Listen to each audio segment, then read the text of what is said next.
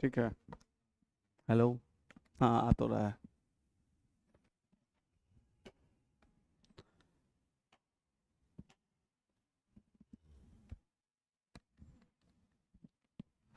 क्यों, तुम English medium में लिखती हो क्या? तो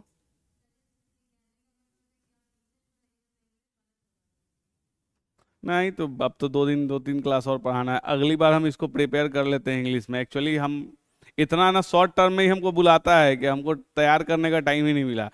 और देखो, एक काम रहे तो मेरे पास इतने काम है ना कि हम ये भी तैयार करते हैं, रात में 12 बजे तक जगते हैं तो। क्योंकि मेरे लिए एकदम फ्रेश है। हम तो पहले ही बोले हैं कि ना हम इससे पहले कभी पढ़े ना कभी पढ़ाएं, लेकिन हम फिर भी कोशिश कर रहे हैं। तो अब एक साथ दोनों लैंग्वेज हमसे नहीं हो पाएगा, क्योंकि उतना टाइम भी तो चाहिए। जैसे अब आज सुबह अचानक से ध्यान आया कि हमको 9:30 बजे से पटना कॉलेज में पढ़ाना है। अब सोच लो कि 9:30 बजे से पढ़ाना है, हम 9:30 बजे तक नाश्ता ही नहीं किए थे। फिर वहाँ फ़ोन किए हैं, जो असिस्टेंट प्रोफेसर एक लड़की है, हम बोले कि हाँ मुझे पढ़ाना है। तो हाँ सर। हम बोले बस थोड़ा देर बच्चों को रोक के रखिए, हम 10 बजे तक आते हैं।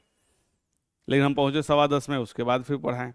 तो क्या होता है कि अब हर जगह अलग अलग विभाग में हम लोग को जाके, चूंकि अपने सब्जेक्ट को प्रमोट करना है, मेरा जो सब्जेक्ट है उसको प्रमोट करना है, तो मेरा तो वो भी तो है, अपना खुद पढ़ना है। ऐसा नहीं है कि हमको नहीं पढ़ना होता है। देखिए, आपको पढ़ाएं या नहीं पढ़ाएं, मेरा रूटीन लाइफ है कि हमको उतना देर रोज पढ़ना है। आपके पास भले किताबें कम होंगी, मेरा घर में सिर्फ किताब ही किताब है, सारा रैक सिर्फ किताब ही भरा हुआ है। तो वही चीज होता है कि अगर हम नहीं पढ़ेंगे तो फिर नहीं पढ़ा पाएंगे। दिक्कत क्या होता है कि सिर्फ एक सब्जेक्ट नहीं, जैसे आपको हम यहाँ बिहार स्पेशल पढ़ा रहे हैं। अब विभाग में जाते हैं तो पहले सेमेस्टर में जाएंगे तो क्वाइंस पढ़ाएंगे, पॉलिटिकल हिस्ट्री पढ़ाएंगे। थर्ड सेमेस्टर में जाएंगे तो बिहार का हिस्ट्री पढ़ाएंगे, रिसर्च मेथोलॉजी पढ़ाएंगे। फिर ग्रेजुएशन में जाएंगे तो इंडस वैली पढ़ाएंगे, सुंग डायनेस्टी, नंद डायनेस्टी, ये पढ़ाएंगे। फिर एमजेसी ये सेकेंड ईयर में जाएंगे ग्रेजुएशन के, तो वहाँ आर्ट एंड आर्किटेक्चर पढ़ाएंगे। अब बताइए, कम से कम एट ए टाइम डेली अगर रूटीन देखिएगा तो कम से कम हमको 6 विषय पे पढ़ाना है। तो 6 विषय इतना आसान नहीं होता है। और लिखाते जैसे आपको यहाँ लिखा रहे हैं ना, हम कॉलेज में कभी नहीं लिखाते हैं। हम सिर्फ पढ़ाएंगे, नोट्स दे देंगे, क्योंकि लिखाने में एक टॉपिक में 4 क्लास बर्बाद होता है। और लगभग सारे सब्जेक्ट में मेरा एक एक क्लास सप्ताह में है। तो हम कहते हैं एक क्लास पढ़ लो, हम नोट्स दे देते हैं, काहे के लिए लिखना। चलो, अगला हेडिंग डाल लिए हैं, तुगलक वंश के समय बिहार।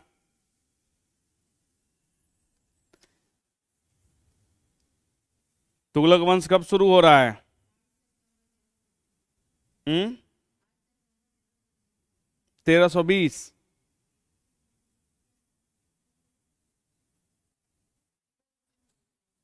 नहीं, हम जहां पढ़े हैं वहां देखिए, वहां है किसको हरा के वो बनता है, गयासुद्दीन तुगलक। बिहार में, हम इंडिया के कॉन्टेक्स्ट में नहीं, आप लोग लग रहा है इंडिया के कॉन्टेक्स्ट में आप पढ़ के आए हैं। ये हम आपको रोज ये चीज बताते हैं। नहीं, जैसे बिहार में वो किसको हरा के आता है? हाँ, हरि सिंह देव। कब हराता है उसको? 2425, वो सही पढ़ के आया है। वो सही पढ़ के आया है, इसीलिए हम बोले कि बिहार के कॉन्टेक्स्ट में, आप इंडिया के कॉन्टेक्स्ट में जा रहे हैं। हम आपको कल भी बताए थे ये चीज, इसीलिए हम पूछे 1324-25 में वो अंतिम कर्नाट शासक जो रहता है हरि सिंह देव, उसको हरा के। और यहाँ पे हम तुगलक वंश की मेडाइवल हिस्ट्री में नहीं बात कर रहे हैं। अगर आप जो किताब देखे होंगे तो आप लोग थोड़ा सा वो देख लिए होंगे कि तुगलक वंश कब से आया है। ठीक है, आप अपनी जगह सही हैं, लेकिन हम लोग बिहार पे फोकस कर रहे हैं। तो बिहार में क्या है कि हरि सिंह देव को हरा के और यहाँ पे कर्नाट वंश को वो खत्म करता है, और तब यहाँ पे तुगलक वंश की शुरुआत होती है। लिखिएगा, ऐसा नहीं, बोर्ड इसको करो ना।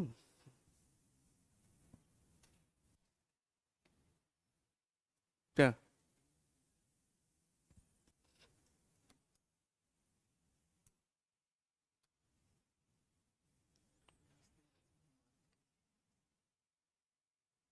कहाँ रहा है?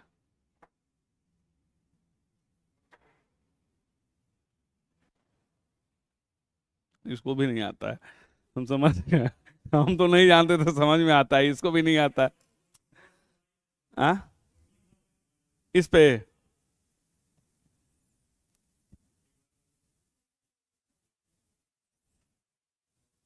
एक कहावत है ना, जिसकी बंदरिया वही नचाए। इसको यहां से भी बोर्ड आ सकता है।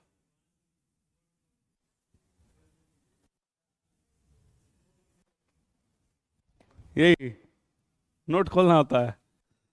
एक तो हमको पता था कि हमको नहीं आता है, लेकिन ओकरो नहीं आता, ये हमको अभी पता चला। इसको आ गया। चलिए ठीक है। हाँ, तो लिखेगा 1324-25 ईस्वी में, 1324-25, 1324-25 ईस्वी में गयासुद्दीन तुगलक ने, गयासुद्दीन तुगलक ने अंतिम शासक, अंतिम शासक,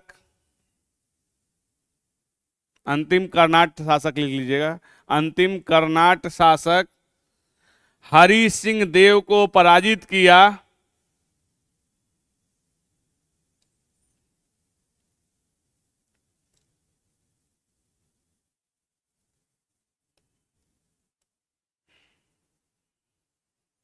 तथा वहां का शासन, पराजित किया तथा वहां का शासन किसको सौंप दिया है?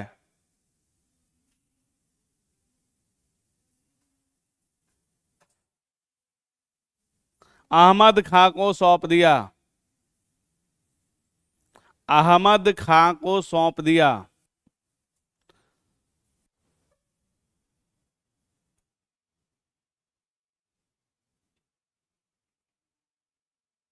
अहमद खां को सौंप दिया। नेक्स्ट पॉइंट, मोहम्मद बिन तुगलक ने तिरहुत का नाम,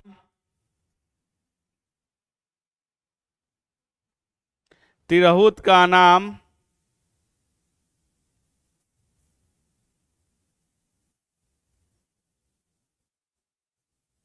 बदलकर क्या नाम रखा था? तुगलकपुर। तुगलकाबाद नहीं, तुगलकाबाद दिल्ली में है। तो वो तुगलकाबाद बोली, पूछो पीछे। तुगलकपुर कर दिया। तिरहुत की राजधानी कहां थी?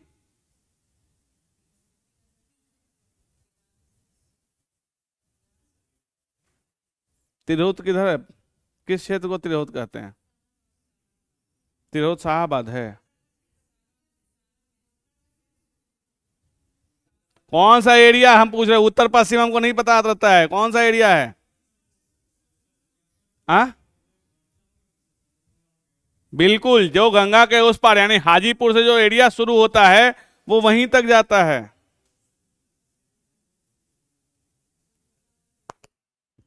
हेलो,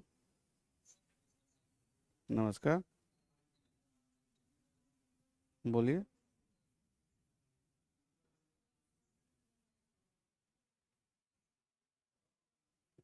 एक्चुअली हम अभी क्लास में, हम आपसे बाद में बात करें।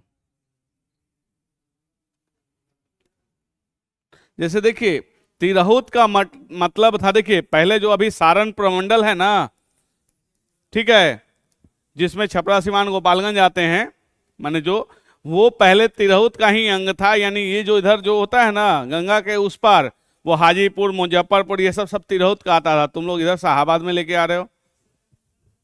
आ? तो उत्तर क्षेत्र कौन सा? हम आपसे एरिया पूछे थे। देखो, आप बहाना करके बच नहीं सकते हैं।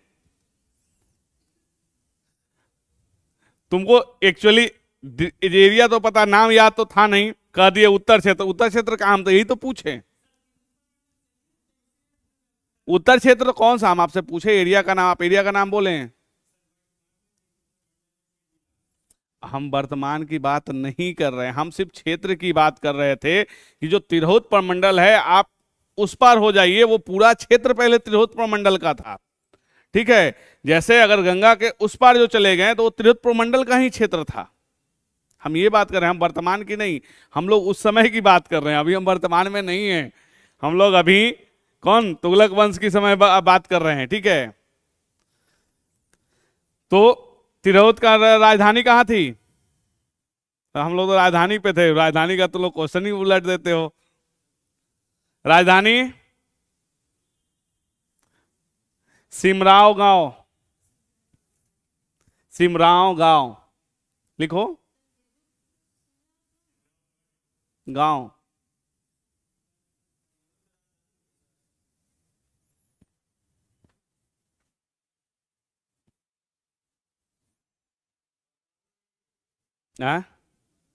वर्तमान में ही नहीं है। हम उस समय हम तुगलक वंश की बात कर रहे हैं, वर्तमान में क्या है तुम लोग बेहतर जान रहे हो, और जो तिरहुत क्षेत्र का है उससे पूछ लेना, ठीक है।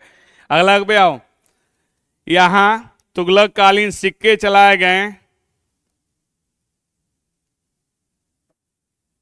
तथा मस्जिद बनवाया गया।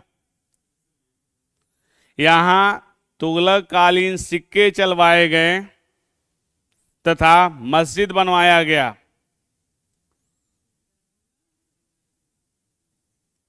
तिरहुत क्षेत्र की हम बात कर रहे हैं, ठीक है। तो दरभंगा कहाँ है? उस समय तिरहुत क्षेत्र की ही हम बात कर रहे हैं। तिरहुत काल में बिहार की राजधानी कहाँ थी?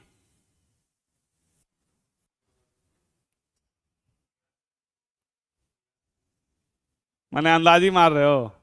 आ? लेकिन अंदाजी भी किए तो सही किए हो। लिखो, तुगलक काल में बिहार की राजधानी, तुगलक काल में बिहार की राजधानी बिहार शरीफ थी। यह जानकारी कहां से मिलती है? कौन सा?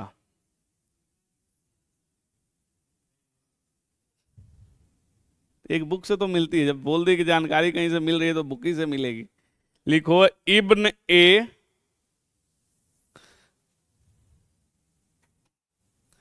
इब्न ए, और क्या नाम है, बहुत लंबा नाम है, उल्लाहे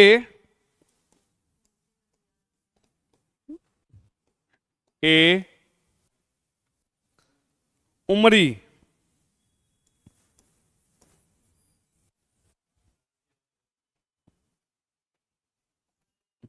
याद नहीं होगा, एक बार पढ़ लोगे ना तो एग्जाम में वो याद आ जाता है।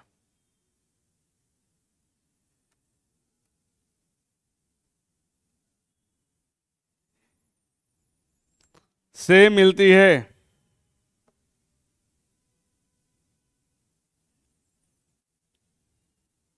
नेक्स्ट पॉइंट, फिरोज शाह तुगलक के काल का, फिरोज शाह तुगलक के काल का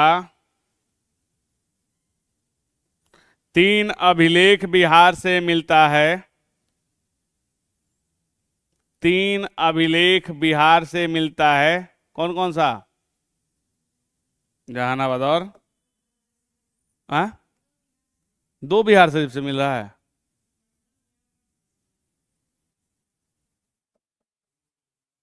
हम्म,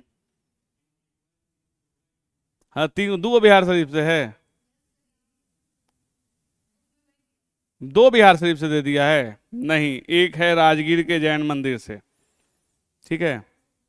हाँ, क्या?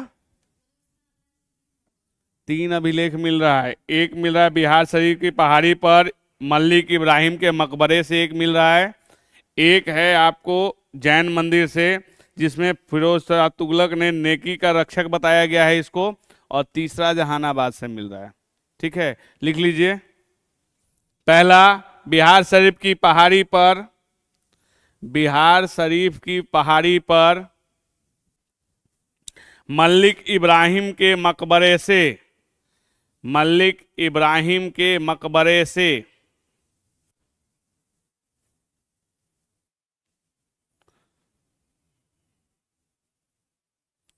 दूसरा,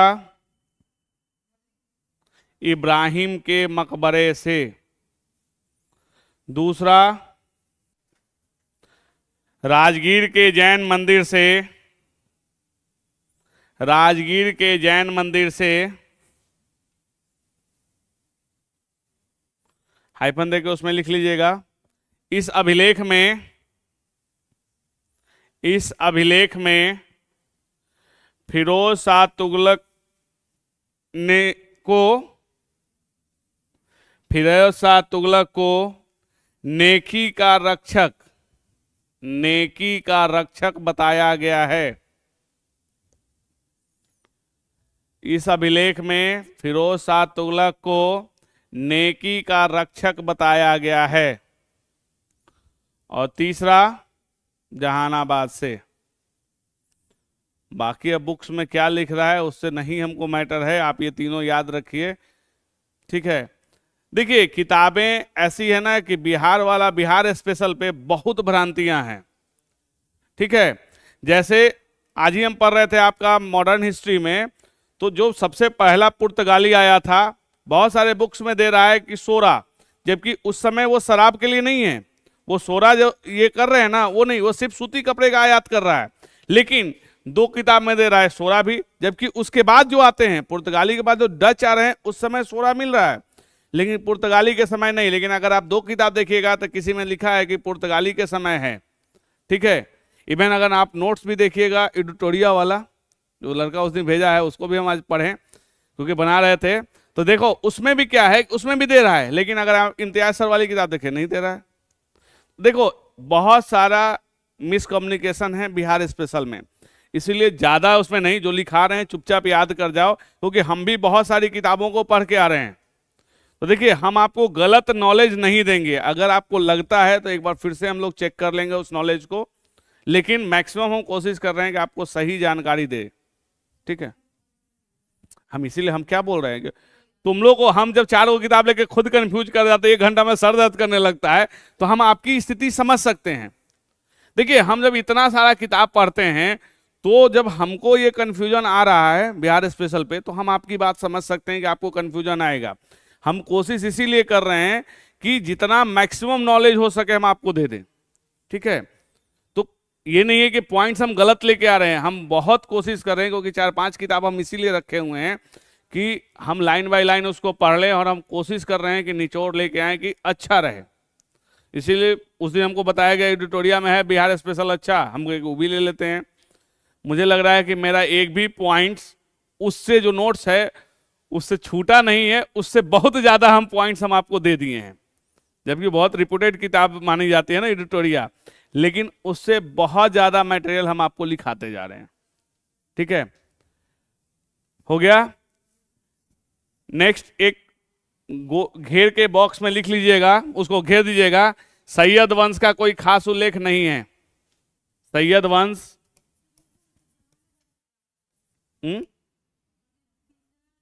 जहानाबाद से,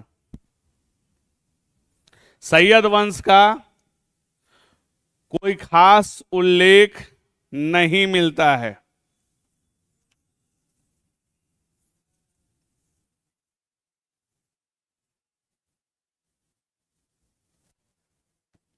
अगला हेडिंग डालना लोधी वंश, लोधी वंश।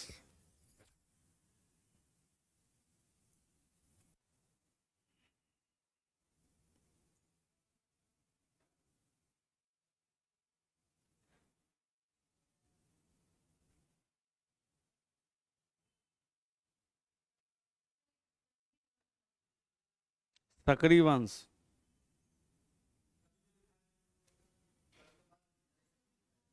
हाँ तो तुगलक वंश तो लिखा रहे हैं, क्या है उसका?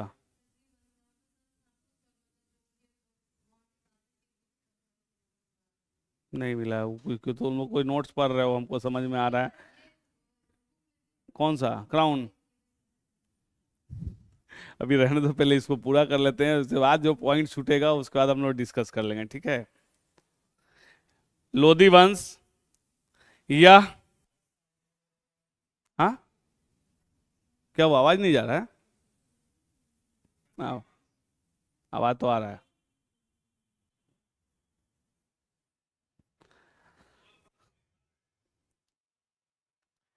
भारत या बिहार का यह, भारत या बिहार, यानी भारत कहिए या बिहार कहिए, दोनों जगह यह पहला अफगान वंश है।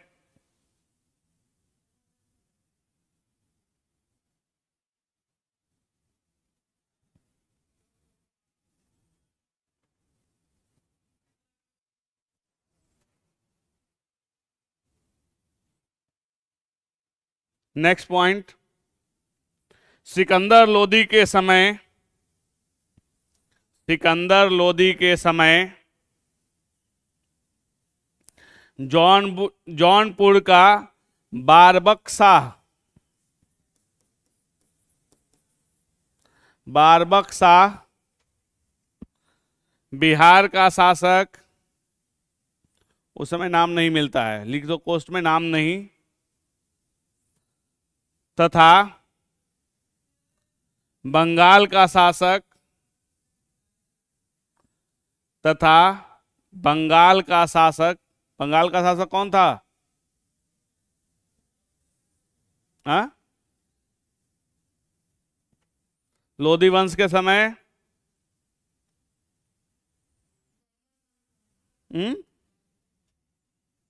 वो तो भेजता है यहां पे। बंगाल का शासक हुसैन शाह सरकी, हुसैन शाह सरकी, हुसैन शाह सरकी दिल्ली के आदेश का पालन नहीं किया, दिल्ली के आदेश का पालन नहीं किया, यानी बिहार, बंगाल और उत्तर प्रदेश, ये तीन क्षेत्र थे जहां पे जो वंश शासन कर रहा था उसने दिल्ली के आदेश का पालन नहीं किया। तो देखो, जब एक सेंट्रलाइज पावर होता है, इतिहास में आप देखते हैं, वो पहले अपने किसी बहुत स्ट्रांग आदमी को भेजेगा, अगर आप उसकी बात नहीं मानेंगे तो फिर वो दल बल के साथ आपके ऊपर अटैक करता है। ठीक है, तो ये नहीं किया। नेक्स्ट पॉइंट, सिकंदर लोदी ने दरिया खां नुहानी, दरिया खां नुहानी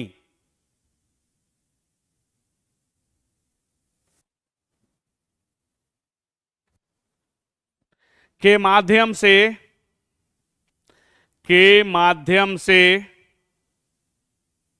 इन विद्रोहों को समाप्त कर दिया, इन विद्रोहों को समाप्त कर दिया, तथा उसे,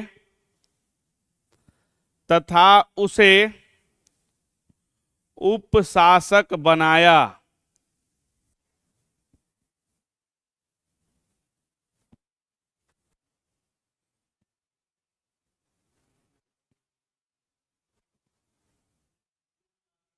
हाँ,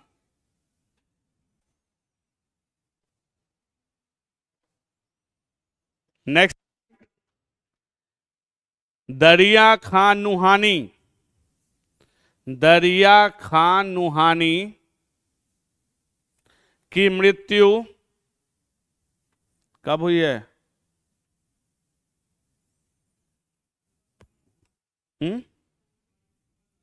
1522, कोष्ट में लिख लेना 1522। दरिया खां नुहानी की मृत्यु के बाद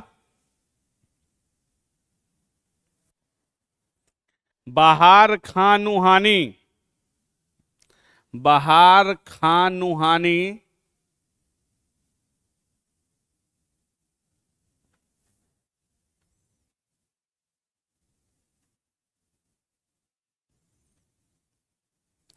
ने मुल्तान मोहम्मद के नाम से, मुल्तान मोहम्मद के नाम से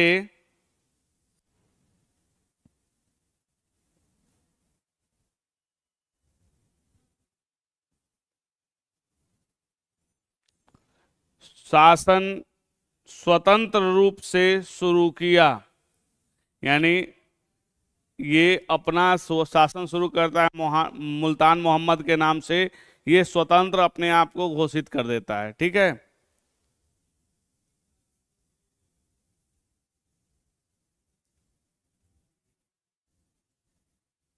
नेक्स्ट पॉइंट।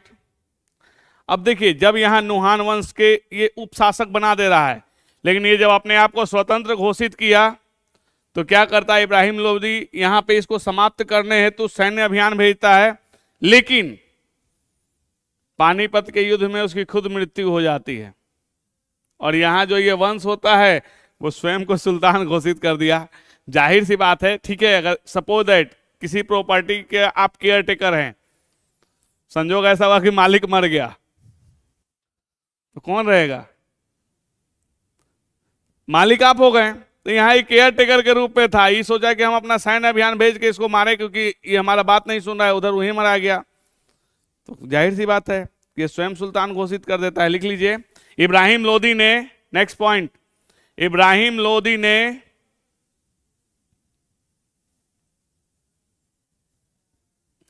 नुहानी वंश को समाप्त करने हेतु,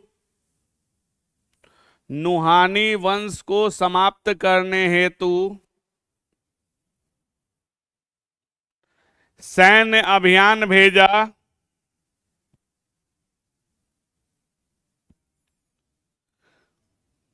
परंतु उसकी मृत्यु के बाद कोष्ठ में लिख लेना, पानीपत के प्रथम युद्ध में, पानीपत के प्रथम युद्ध में उसकी मृत्यु के बाद, मृत्यु के बाद कोष्ठ में लिख लेना, पानीपत के प्रथम युद्ध में बहार खान नुहानी ने, बहार खान नुहानी ने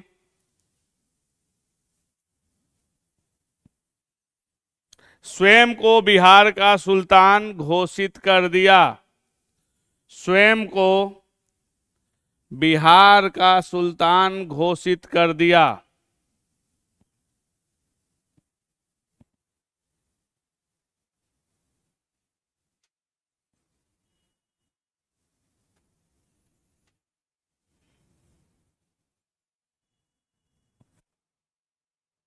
अगला हेडिंग, सूरवंश।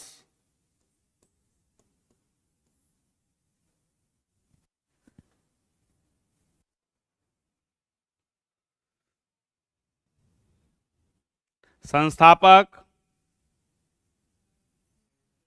लिख लो, संस्थापक शेरशाह सूरी। इसमें तो सब बता ही दोगे क्योंकि शेरशाह सूरी के बारे में बहुत पढ़े होगे। वास्तविक नाम फरीद खां था। नेक्स्ट पॉइंट, यह सुन्नी संप्रदाय का समर्थक था, यह सुन्नी संप्रदाय का समर्थक था। जन्म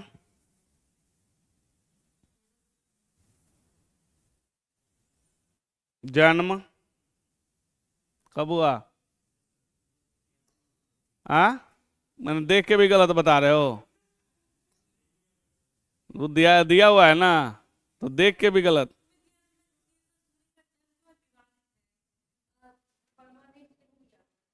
चौदह 1472 में दिल्ली के पास।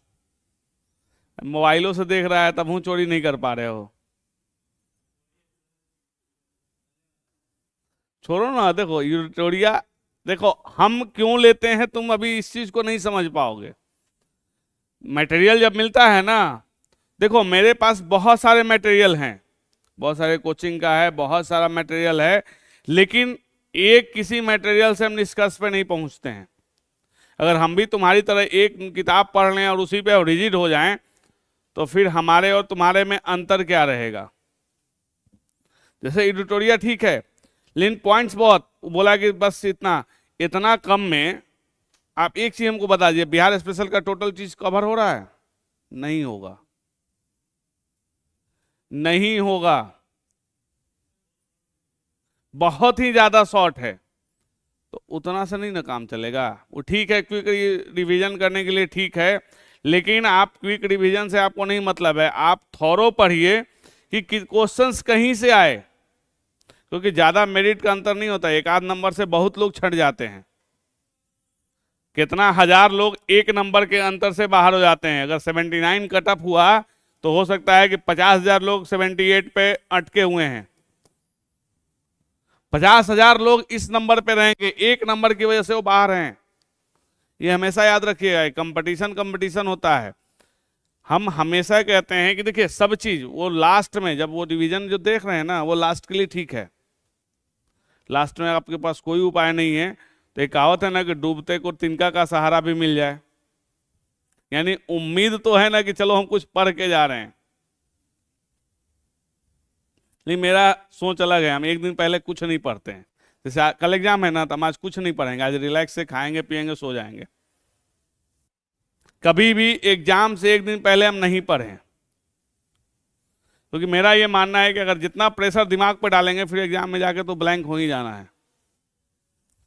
यहां बच्चों का क्या टेंडेंसी देखें कि लास्ट मोमेंट तक, घुसने से पहले तक किताब पलट के देखते रहेगा। जनरली तुम लोग भी वही करते होगे, मैक्सिमम लोग का वो रहता है ना कि लेके जाए पलट के, अरे कुछ नहीं होने जा रहा है। देखिए घबराहट होती है, क्योंकि एग्जाम ऐसा चीज है ना कि आपको घबराहट होगी, लेकिन हम ये कहते हैं कि एक रात पहले बड़ी सुकून से सो जाइए।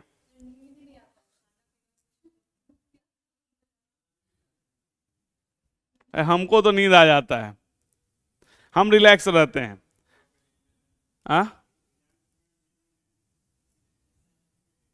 आप ज्यादा टेंशन ले लेते हैं। देखिए प्रॉब्लम क्या होता है कि जब हम लोग बहुत ज्यादा उम्मीद कर लें तो वो उम्मीद हमारे लिए नेगेटिव हो जाता है। हम सिर्फ पढ़ें, एग्जाम के एक रात पहले का जो रात होता है ना, सुकून से उस दिन सो जाइए। क्योंकि जितना आपको पढ़ना था आप एक दिन पहले तक आप पढ़ लिए हैं, उसके बाद जो पढ़िएगा ना तो केमिकल लोचा जो दिमाग में होता है ना, वो होना शुरू हो जाता है।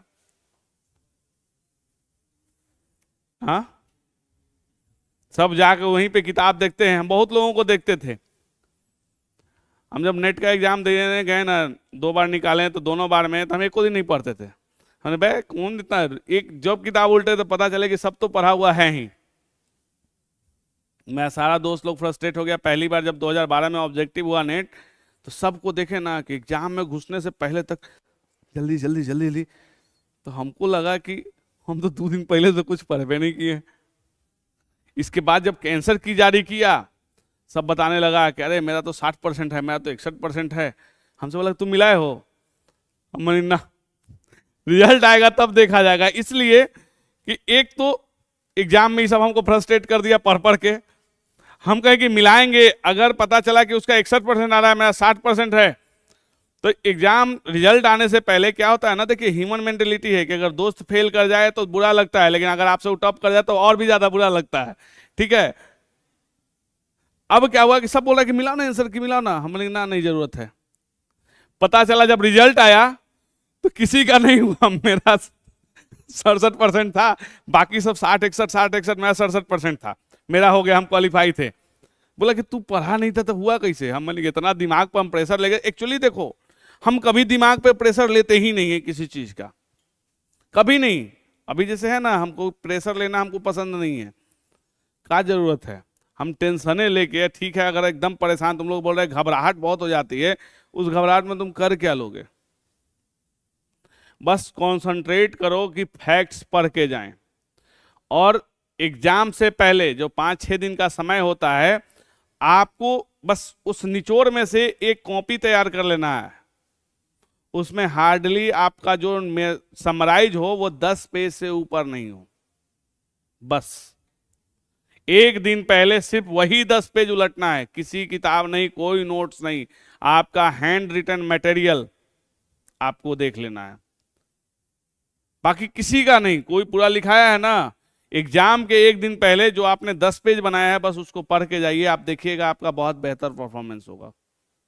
आप करके देखिए, फिर तो आप लोग हैं ही टच में, तो आपको पता चल ही जाएगा, क्योंकि जल्दी ही आ रहा है। 17वीं तो जल्दी ही आने वाला है, क्योंकि सुप्रीम कोर्ट से कल तो रोस्टर वाला मामला खत्म हो गया, यानी पुराने रिजर्वेशन के हिसाब से वो देगा वैकेंसी। हाँ, आ जाएगा। तो 5 अगस्त में कितना दिन है? तो फिर जब इतना दिन इंतजार किए तो 6 दिन में कौन सा पानी में भीग रहे हैं? आ जाएगा, बहुत जल्दी वैकेंसी आ जाएगी। कोशिश यही करना है कि अब हम लोग इसमें कि हमारा हो जाए। जो लोग भी एप्लीकेंट हैं कोशिश कीजिए कि पीटी निकाल लें। देखिए पीटी हमारा, मेरे हिसाब से पीटी ही बहुत इंपॉर्टेंट अब हो गया है। मेंस आप क्वालिफाई कर जाइएगा। जो लोग लिखना जान रहे हैं मेंस क्वालिफाई कर जाएंगे, उनको सिर्फ पीटी चाहिए, क्योंकि अब जो है पैटर्न जो बदला, पीटी टफ हो गया है। ठीक है, तो जन्म लिख लिए 1472 में दिल्ली के पास। प्रारंभिक शिक्षा दीक्षा कहां हुआ था? प्रारंभिक शिक्षा दीक्षा कहां पे?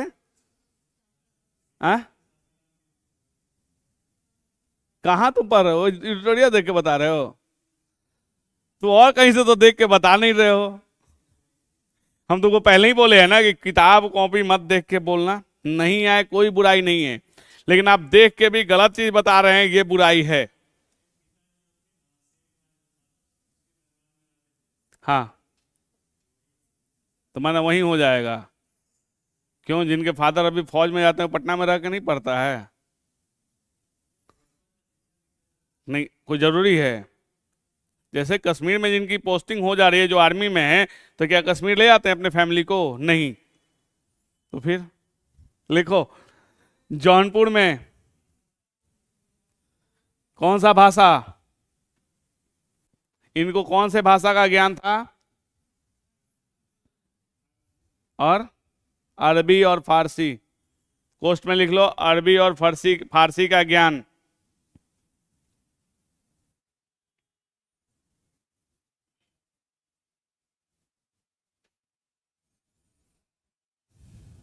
नेक्स्ट पॉइंट, 1497 में 1497 में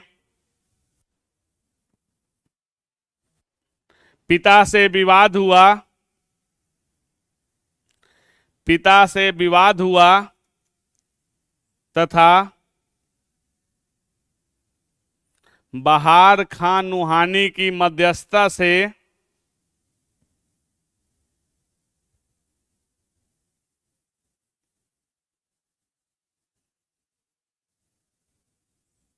सासाराम का जागीर मिला।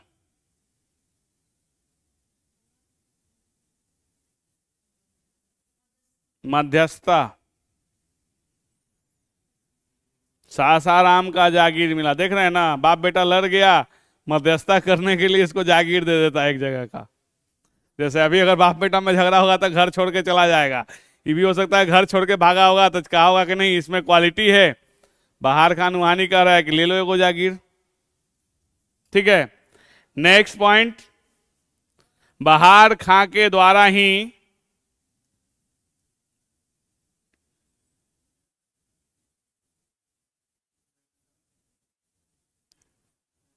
शेर खां की उपाधि दी गई थी। शेर शाह नहीं, शेर खां की उपाधि दी गई थी।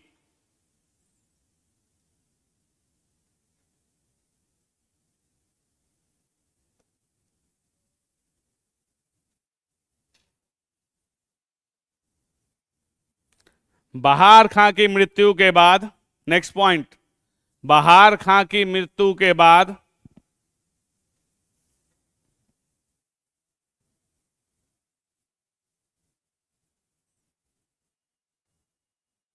जलाल खां का शिक्षक एवं संरक्षक बना।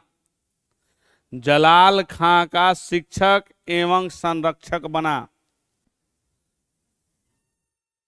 देखिए, जब किसी के पिता की मृत्यु होती है ना, तो बहुत सारे लोग आपके गार्जियन बनने के लिए खड़े हो जाते हैं। क्यों?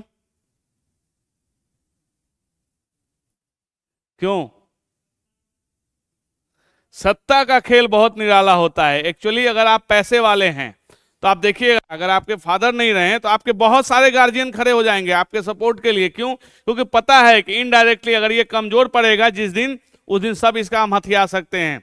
सेम चीज यही हुआ, पिता की मृत्यु हो रही है, ये संरक्षक बन जाता है। और एक चीज हमेशा याद रखिएगा, अगर सांप को पालिएगा, वो संरक्षक रहेगा तो वो आपको निगल ही जाएगा।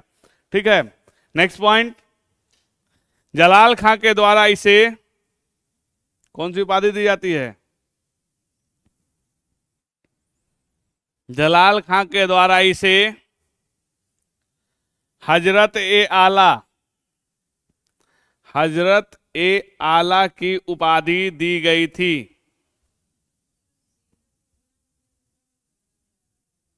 किसका? तो वही देखिए, उतना हम डिटेल्स नहीं जा रहे हैं, ये उपाधि कौन दिया था उस पे हम आ रहे हैं। क्योंकि देखिए, ये अगर अभियान नहीं किया जाता, जब संरक्षक बना है, तो आप जाहिर सी बात समझ जाइए कि ये एक तरह से अप्रत्यक्ष रूप से शासन यही चला रहा है, तब तो ये अपने आप को स्वतंत्र सुल्तान घोषित करेगा। नेक्स्ट पॉइंट, पिता की मृत्यु के बाद सासाराम का स्वतंत्र शासक बना, सासाराम का स्वतंत्र शासक बना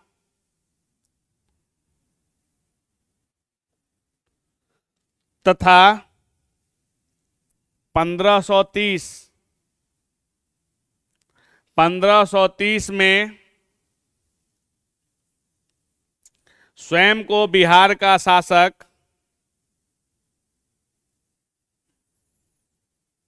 घोषित किया।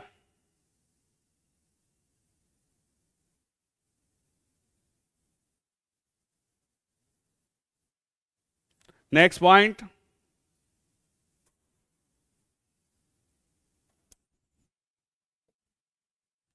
पंद्रह सौ उनचालीस में क्या हुआ था?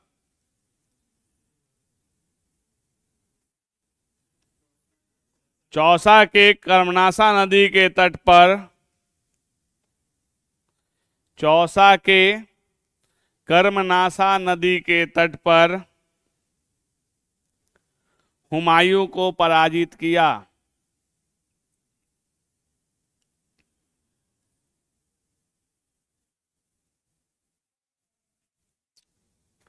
जानते हो कर्मनासा नदी में पानी कितना होता है? अगर आम दिनों में जाओगे तो आप एक पार से उस पार जा सकते हैं उस नदी में। हाँ, जैसे उस नदी में अगर आप कोई वहां बक्सर का होगा तो आपको बता देगा, जैसे जहां मीटिंग पॉइंट है गंगा जी से, जब वो आके नदी मिलती है, उससे थोड़ा सा आप पीछे जाइए और आप उस नदी को इस पार से उस पार आप चल के उसमें जा सकते हैं, इतना कम पानी उसमें होता है। लेकिन वही जहां ये मिलती है नदी गंगा जी में आके, अगर वहां चले गए तो फिर पता नहीं चलेगा आप गए कहाँ, एक एक इतना ज्यादा गड्ढा। ऐसा कुछ नहीं है, फिर से पुण्य कर लेंगे। नहीं, हम तो कर्मनासा में नहाए हैं, हम गए हैं क्योंकि हम वहाँ चौसा जो साइट है जहाँ युद्ध हुआ था ना, वहाँ खुदाई करवा रहे थे 2012 में। हो सकता है वो उस समय, हमको भी ये कहानी बहुत नहीं पता थी। हम लोग रोज शाम में जब एक्सकवेशन कैंप से छुट्टी होती थी ना, तो हम लोग सीधे नदी में जाते थे, एक आध घंटे जाके वहाँ पे पानी में हम लोग जाके खेल के वापस आते थे थकान मिटाने के लिए। साइड पे हम लोग जब थे तो उसी समय हम लोग कर्मनासा नदी के इस पार उस पार हम लोग दिन भर, मतलब शाम में जाते थे, 4 बार उधर जाएंगे 4 बार इधर आएंगे। देखिए, ये कहावत है, ऐसा नहीं है कि अगर नहा लिए तो सब नाश। जैसे काशी के बारे में क्या कहावत है, आपने जितने पाप किए हैं काशी में जाकर डुबकी लगा दीजिए, सारा पाप खत्म हो जाता है उसी समय। तो हम लोग भी साल में एक बार जाकर डुबकी लगा लेते हैं कि आज तक का खत्म, फिर कल से शुरू होगा खाता नया। यही होगा ना, जब खत्म हो जाएगा, जिस दिन नहाइएगा उस दिन खत्म हो जाएगा। तो साल में 1-2 बार तो हम जाके गंगा जी में वहां नहा ही लेते हैं, तो हम वहां बोल भी देते हैं कि गंगा मैया आज तक जो भी पाप किए खत्म, फिर आज से नया शुरू होगा। फिर जब इकट्ठा होगा फिर जाके नहा लेंगे। क्योंकि देखिए, काशी के बारे में कहा जाता है कि काशी डायरेक्ट बैकुंठ धाम से एसोसिएट है। अगर आप वहां मर भी जाते हैं तो आपको डायरेक्ट मोक्ष मिलता है, क्योंकि उसके बारे में कहा जाता है कि लोग मरने के लिए काशी आते हैं, मरने के लिए। लेकिन फिर भी अगर आप बहुत बड़े पापी हैं तो फिर भी आप नहीं वहां मर पाइएगा, क्योंकि वहां अगर आप काशी को नजदीक से देखे हो, कभी जाने का मौका मिलेगा तो आप देखिएगा गांव गांव में, मतलब जो अंदर में लोग रेंट लेके, बूढ़े लोग रहते हैं, गुजरात के बहुत सारे व्यापारी, महाराष्ट्र के, ये लोग रूम लेके रहते हैं कि यहां मर जाएं, लेकिन फिर भी वो नहीं मर पाते हैं। एक व्यापारी था, उसकी कहानी उस दिन हम लोग देख रहे थे। तो वो क्या हुआ कि गुजरात का बहुत बड़ा हीरा व्यापारी था, उसको डॉक्टर ने बोला कि 3 महीना में तुम मर जाओगे। बेचारा क्या किया कि सारा बिजनेस अपने बेटे को हैंड ओवर करके बनारस चलाया मरने के लिए। जब ट्रेन में आ रहा था तो 1-2 स्टेशन पे रुकी, तो बोला कि यहाँ की जलेबी बहुत फेमस है, यहाँ खाना चाहिए। वो करके बेचारा कुछ नहीं, क्योंकि टेंशन में था कि अब तो 2 महीने 3 महीने में मर ही जाना, डॉक्टर ने बोल दिया। ठीक है, ये जब बनारस आ गया तो यहाँ पैसे की तो कमी थी नहीं, इसने एक स्कूल खोला, बच्चों को पढ़ाने लगा। 3 साल बीत गए, 4 साल बीत गए, बेचारा मरा ही नहीं जो 3 महीने में मरना था। बेचारा एक दिन सुबह में नाश्ता करने गया, एक जलेबी, वहां पोहा और जलेबी बहुत फेमस है सुबह नाश्ता। पोहा जानते हैं ना क्या होता है? चूड़ा को ये करके, मतलब फुला के उसको पानी में भिगो के बनाते हैं। गया बेचारा नाश्ता कर रहा था, जिस अखबार के टुकड़े में था उसमें था इसके बेटे जमीन जायदाद के लिए लड़ रहे हैं और इसकी कंपनी बिकने वाली है। ठीक है, बेचारा सोचा कि हम इतने मेहनत से अपना कंपनी खड़ा किए, ये वहां से क्या करता है कि चलता है कि नहीं नहीं हम इस बंटवारा को रोकेंगे। तो जैसे वो ट्रेन में चढ़ के वापस आने लगा तो जो बुलंदशहर या कोई एक जगह का नाम था, वहां पे बताया था कि यहाँ की जलेबी बहुत अच्छी मिलती है। तो देखा कि स्टेशन पे तो गाड़ी रुकी हुई है, अभी आधे घंटे यहाँ रुकेगी, कहा कि चलो बाहर चल के जलेबी खा के आते हैं। बेचारा गया, एक ट्रक वाला आया, मोक्ष मिल गया वहीं। यानी देखो, वो उतने दिन गया कि वहां मरेंगे, लेकिन नहीं, बनारस के बारे में कहा जाता है कि जब तक भगवान नहीं चाहेंगे आप वहां नहीं मर सकते। समझ गए? तो बनारस ऐसा है। इसीलिए जो अगर पाप सोच रहे हैं कर्मनाशा में होता है, अगर ये होगा पुण्य खत्म होता है तो पाप वहां खत्म हो जाएगा। जो लोग भी ज्यादा पाप किए हैं जाके गंगा जी में डुबकी लगा लीजिए। सब हंस रहे हो, कोई कोई पाप नहीं किए।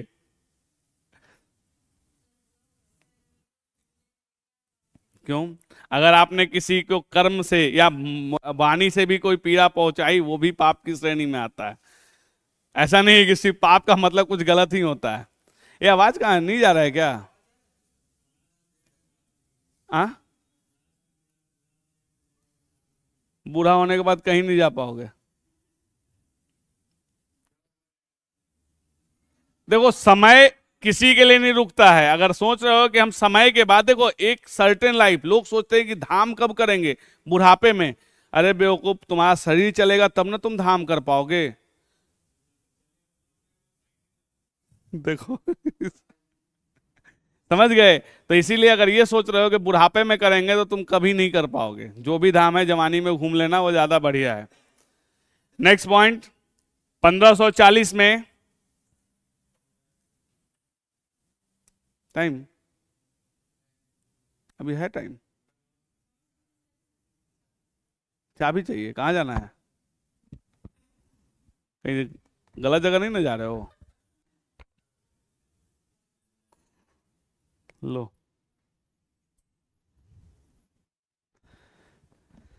1540 में कन्नौज या बिलग्रामी के युद्ध में, ये कब हुआ था? किस डेट को हुआ था? तो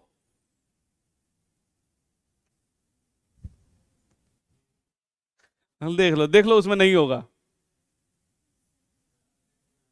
आ? उससे कोई मतलब नहीं है। देखो, ये भी अब खोज रहा है।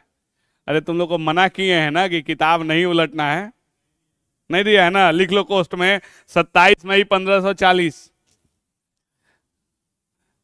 देखो, हम अपनी बड़ाई नहीं कर रहे, लेकिन एडिटोरिया में जितना दिया है ना, उससे दुगना मटेरियल हम आपको दे रहे हैं।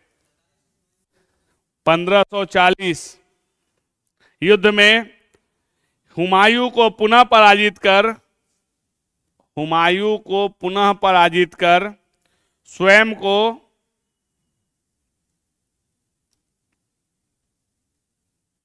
दिल्ली का शासक घोषित किया।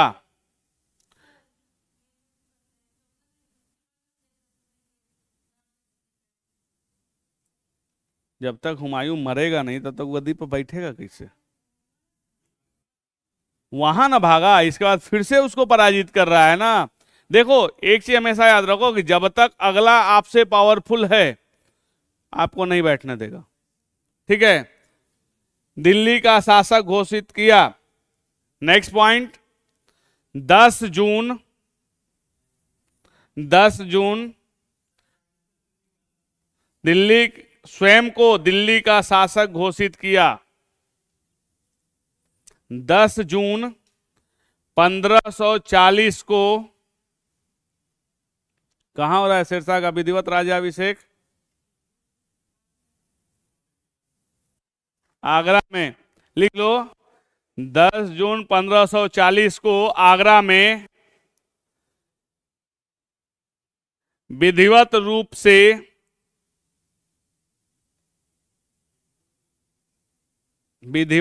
से शेरशाह का राज्याभिषेक हुआ।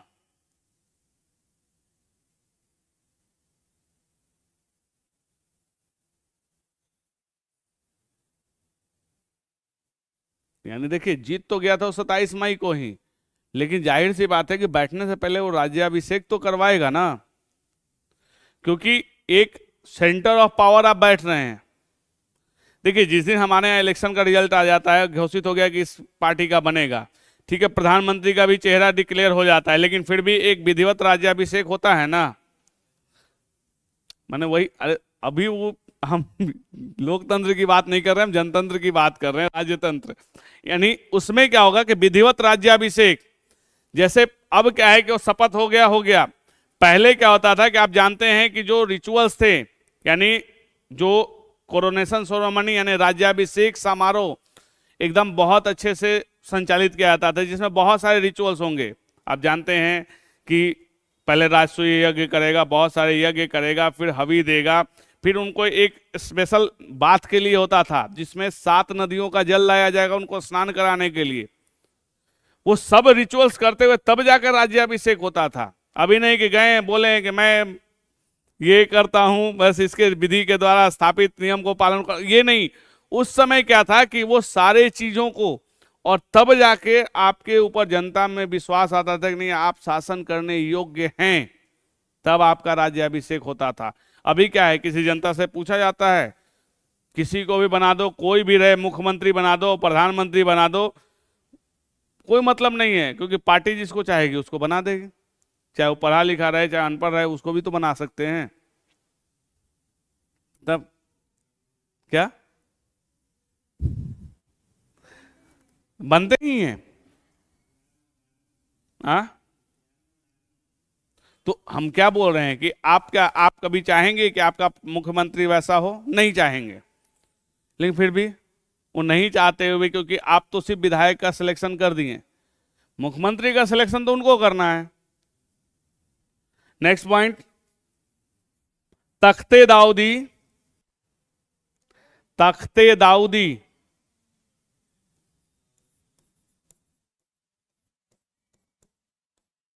ये किसकी रचना है? बिल्कुल, जिसकी रचना अब्दुल्लाह ने की है, जिसकी रचना अब्दुल्लाह ने की है, के अनुसार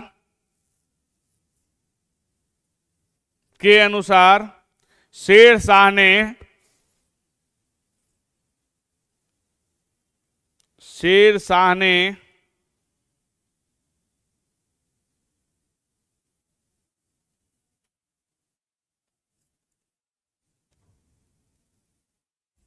पटना को राजधानी बनाने के साथ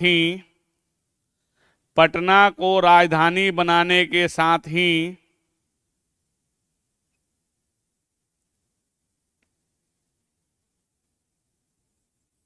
यहां दुर्ग का भी निर्माण करवाया।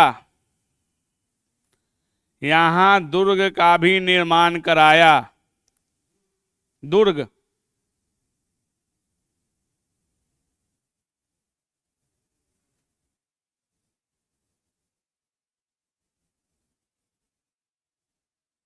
कब कराया था दुर्ग का निर्माण पटना में?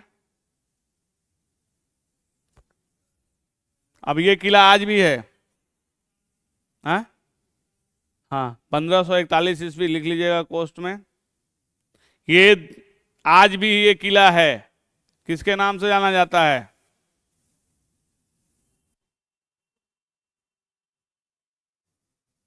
पटना सिटी में आज भी ये किला अवेलेबल है, क्या नाम है इसका?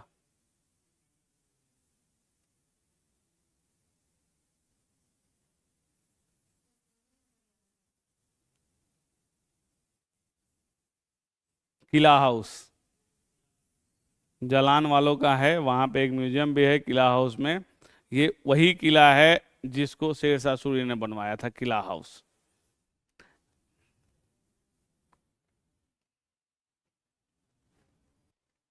नेक्स्ट पॉइंट, शेरशाह द्वारा सुलेमान करारनी कारारानी, हाँ, को बिहार के सूबेदार, कोस्ट में लिख लेना मुक्ता, बिहार के सूबेदार कोस्ट में मुक्ता का पद प्रदान किया गया था। मुक्ता मुक्ता,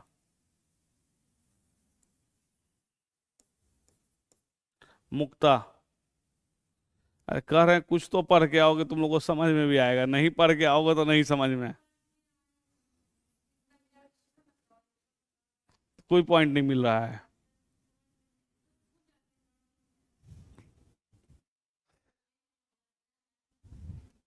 नेक्स्ट, शेरशाह का मकबरा सासाराम में स्थित है। कौन कौन देखा इस मकबरे को? क्या तुम लोग उधर ही घर है क्या? हाँ, तो वहां अच्छा विजिट करने गए थे। मकबरा सासाराम में स्थित है,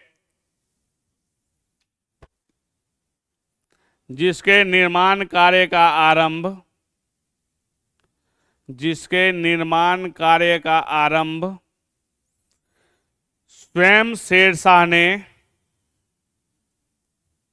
सोच लो मरने से पहले अपना मकबरा बना रहा है कि मरेंगे तो ही में दफना देना मुझे।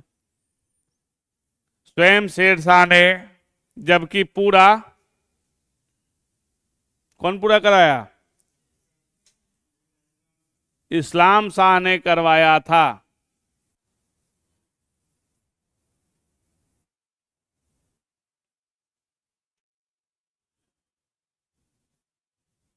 मेन देखिए, हो सकता है बेटा नालायक हो तो बेचारा पहले से अपना मकबरा बना दिया होगा। देखो, एक ही शर्त पे जो भी होते हैं फादर आपका वो करके जाएंगे।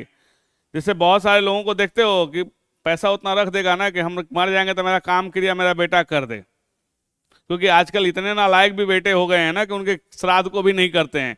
तो हो सकता है उस समय उसको इस पे विश्वास नहीं हो कि पता नहीं हम मर गए तो हमको बढ़िया जगह पे दफनाएगा कि नहीं दफनाएगा। देखिए, ये सिर्फ राजवंशों में हुआ। जनरली कोई भी बेटा जल्दी बाप को मारता नहीं है, क्योंकि उससे उसको नहीं, सिर्फ राजवंश में ये चीज चला। और इसलिए भी चला क्योंकि अगर उनके 2-3 बेटे हैं तो उसको लगता था कि इसको दे देंगे उसको दे देंगे, इससे अच्छा पहले मार दो इसको, हम ही ले लेते हैं।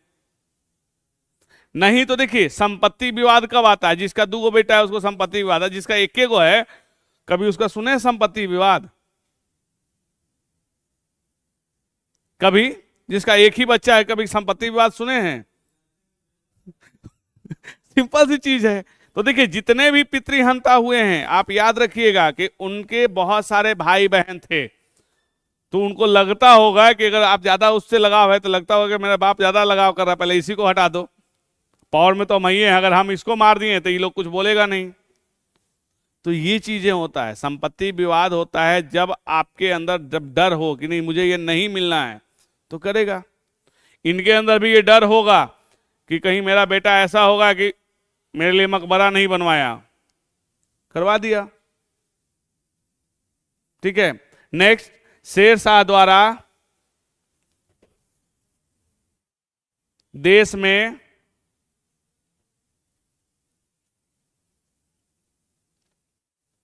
देश में डाक प्रथा का प्रचलन आरंभ किया गया।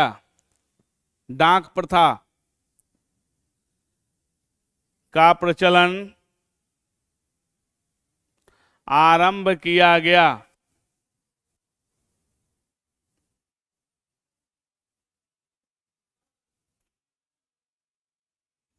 नेक्स्ट पॉइंट, इसने अपने शासनकाल में बेहद विशाल ग्रैंड ट्रंक रोड, जिसको जीटी रोड भी कहते हैं, बेहद विशाल ग्रैंड ट्रंक रोड का निर्माण कराया।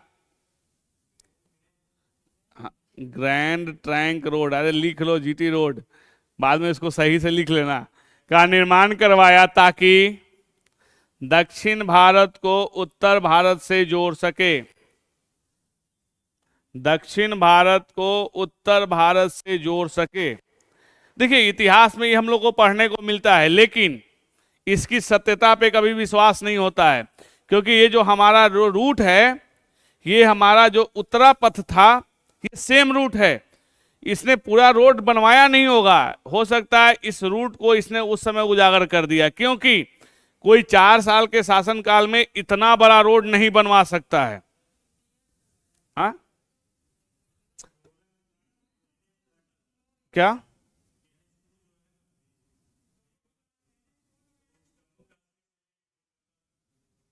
ये बनवाया नहीं, वो हम बोल रहे हैं। देखिए ये पहले जो मौर्य काल में हमारा जो उत्तरा पथ था या सिल्क रूट जिसको कहिए, ये वही था।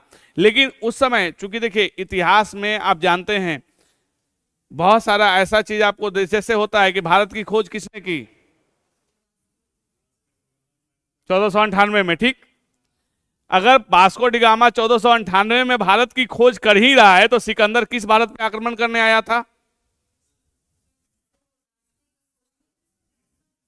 सिर्फ समुद्री मार्ग, वो भी नहीं समुद्री मार्ग, क्योंकि उससे पहले भी बहुत सारे लोग समुद्र से आए थे। क्योंकि हमारा जो इतिहास लिखा वो दूसरे ने लिखा, तो जाहिर सी बात है हमको नीचा दिखाना था ना। देखिए हमारे इतिहास को जब आप पढ़िएगा तो आपको हंसी आएगी जब लिखने पे कि हम लोग एकदम बचपन से रटते आ रहे हैं भारत की खोज किसने की? वास्को डी गामा ने 1498 ईस्वी में खोज की थी। अब कुछ कुछ टीचर ये बताने लगे नहीं समुद्री मार्ग की। अरे बेवकूफ, समुद्री मार्ग से तो बहुत सारे हुए थे। अगर राम भी जो गए श्रीलंका तो कौन सा मार्ग था? क्या उड़ के गए थे? तो यही चीज है। तो देखिए हम लोग के साथ क्या है कि इतिहास हमारा किसी और ने लिखा और हम लोग उसी चीज को पढ़ते गए, कभी ध्यान ही नहीं दिया। इसीलिए कभी कभी क्वेश्चन हम करते, जब हम अपने क्लास में पढ़ाएंगे पूछेंगे तो एक स्वर में सब बोलता है कि वास्को डी गामा ने। हमें तो जब सिकंदर आक्रमण किया, वो कौन से भारत पे आक्रमण किया था? अगर शक यूनान जो आए थे, वो उसने किस भारत पे आक्रमण किया? यानी देखिए हमारे यहाँ पहले से हम लोग जानते थे, जैसे अंग्रेज बोलते थे ना हम इनको सिविलाइज करके गए। अरे बेवकूफ, हमारे यहाँ तो यूनिवर्सिटी ज्यादा, तुम लोग पढ़ना नहीं जानते तो हमारे यहाँ यूनिवर्सिटी अवेलेबल है। आप देख रहे हैं कि मौर्य काल में हमारे यहाँ तक्षशिला इतना बड़ा यूनिवर्सिटी है। उस समय उन लोगों को अक्षर का ज्ञान नहीं, हमारे यहाँ यूनिवर्सिटी चल रहे हैं और वो लोग हमको सिविलाइज करके गए हैं। तो देखिए इतिहास के तथ्यों को जब आप पढ़िएगा तो बहुत सारा तोड़ मरोड़ के पेश किया गया है, इसीलिए इतिहास रीराइट हो रहा है। हो सकता है कि 10 साल के बाद जो हम लोग 1857 की क्रांति पढ़ते हैं वो बदल के क्या हो जाएगा? हमारा पहला स्वतंत्रता संग्राम।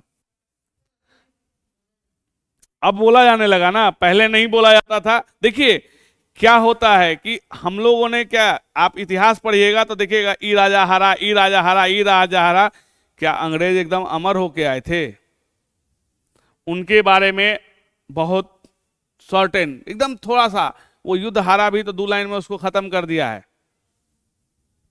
तो फिर यही है हमारे इतिहास की विडंबना कि अगर आप पढ़िएगा ना तो आपको लगेगा कि कैसे ये लोग इतिहास लिख दिए हमारा। जैसे अगर आप देखेंगे तो अकबर का इतिहास देखिएगा, इतना बड़ा लिखा है, महाराणा प्रताप का 1 पेज में खत्म हो जाता है। क्यों? महाराणा प्रताप ने इतना स्ट्रगल किया, वो घास की रोटियां खा के रहे हैं, तो स्ट्रगल तो अकबर से ज्यादा था उनका। लेकिन इतिहास में चूंकि दिखाना था कि अकबर महान है, तो चलो उसको इनलार्ज कर दो। अब आप देखेंगे जो नई हमारी शिक्षा नीति आई है उसमें आप देखिएगा मध्यकालीन भारत बहुत शॉर्ट हो गया है। टोटल फोकस प्राचीन भारत और मॉडर्न हिस्ट्री पे ये हुआ। मध्यकालीन में हम लोग सिर्फ जो अंग्रेज और जो मुगल पढ़ते थे उन सबको बाइफरकेट करके जो लोकल राजा थे उनके बारे में हम लोग को पढ़ने को मिलने लगा। बहुत सारे राजवंश, जैसे अभी हम बिहार हिस्ट्री पढ़ रहे हैं हम लोग, बहुत सारे राजवंश आए, हम लोग नाम भी नहीं कभी सुने। तो फिर उसकी विडंबना यही है। नेक्स्ट पॉइंट, रोहतास का किला तथा दिल्ली का किला ए कुहना, दिल्ली का किला ए कुहना नामक मस्जिद, कुहना कुहना किला ए, अरे ये सब नाम है, सब याद करते रहो। कुहना नामक मस्जिद शेर शाह ने ही बनवाया।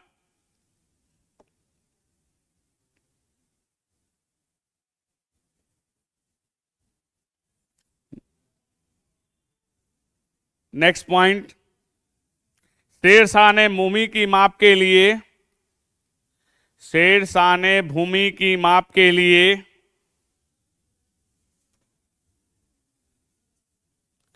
32 अंक वाला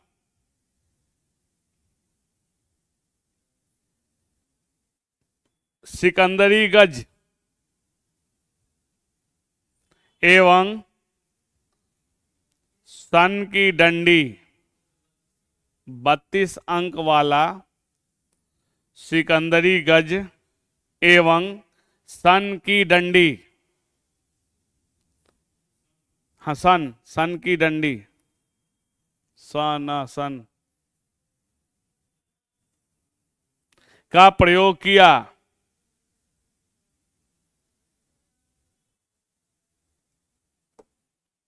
इसी में कबूलियत तथा पट्टा प्रथा यानी जमीन पट्टे पे जो देते थे, पट्टा प्रथा की शुरुआत की। और इसमें क्या होता था पट्टा प्रथा में?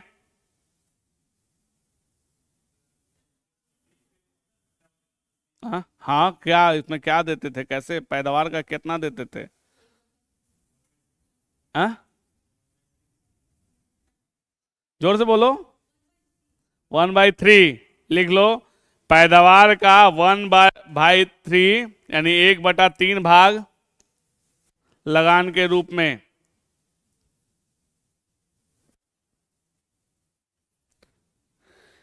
यानी अगर आप किसी से जमीन ले रहे हैं पट्टे पे तो आपको 33% उसको दे देना है, जो पैदावार होगा उसका 33% दे देना है।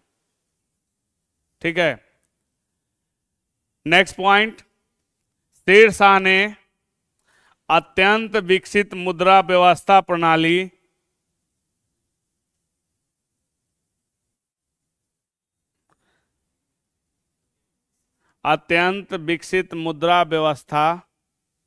प्रणाली विकसित की।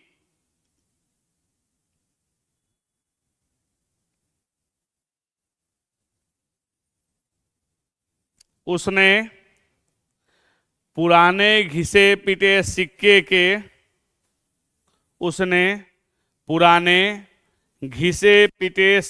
के स्थान पर शुद्ध चांदी का रुपया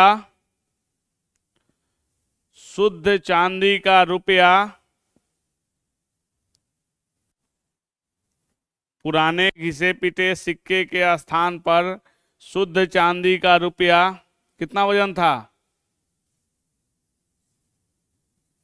सिक्का का वजन?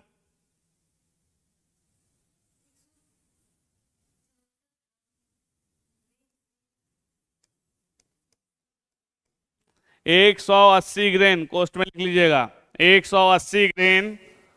और तांबे का दाम दाम, तांबे का दाम, इसका वजन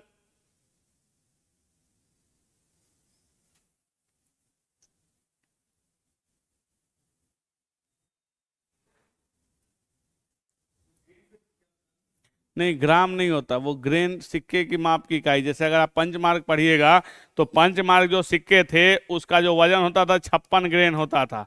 जो हमारा इंडिया का सबसे प्राचीन सिक्का है पंचमार्क कॉइन्स, उसका जो वजन 56 ग्रेन होता था। ग्राम समझ रहे हो? 180 ग्राम का बटखारा जो जोखना है क्या? सिक्का ग्रेन में होता है, ठीक है। चांदी का दाम, तांबे का दाम, कितना वजन? एडिटोरिया देख लो। कॉस्ट में लिख लो 380 ग्रेन, 380 ग्रेन का एडिटोरिया बंद कर दिया हो, उसमें नहीं लिखा है। तो फिर हम उस दिन, जो लड़का कॉन्फिडेंट बहुत था, हमको हंसी इसलिए आया क्योंकि हम तो देखना था। देखो, मटेरियल देखने में हमको कोई दिक्कत ये नहीं होता है, क्योंकि हमको देखना था कि कितना दिया है। आ? कौन? नहीं, ठीक है, वो उसका उसका ओवर कॉन्फिडेंस था। हमको सिर्फ देखना था कि भाई अगर कोई रिपोर्टेड किताब है तो मेरा कितना कम रह रहा है मटेरियल। जब हम भी पढ़े तो हमको कोई जरूरत नहीं है इसी ट्यूटोरियल की मुझे, क्योंकि उससे ज्यादा मटेरियल हम आपके लिए लेके आ रहे हैं। ग्रेन चलाया, इसके अतिरिक्त उसने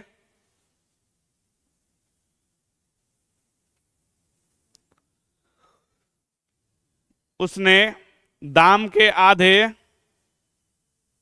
दाम के आधे यानी जो तांबे के सिक्के हैं उनको दाम कहा जाता है।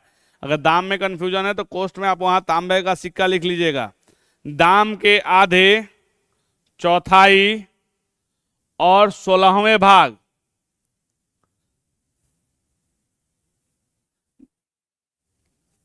यानी समझ में आया? जैसे देखिए, पहले क्या होता था कि जो 1 रुपया होता था उसको 16 आना कहा जाता था, यानी 4 आना, 8 आना, 16 आना। 12 आना का नहीं सिक्का है, फिर 12 आना पे तो लोग आ गए।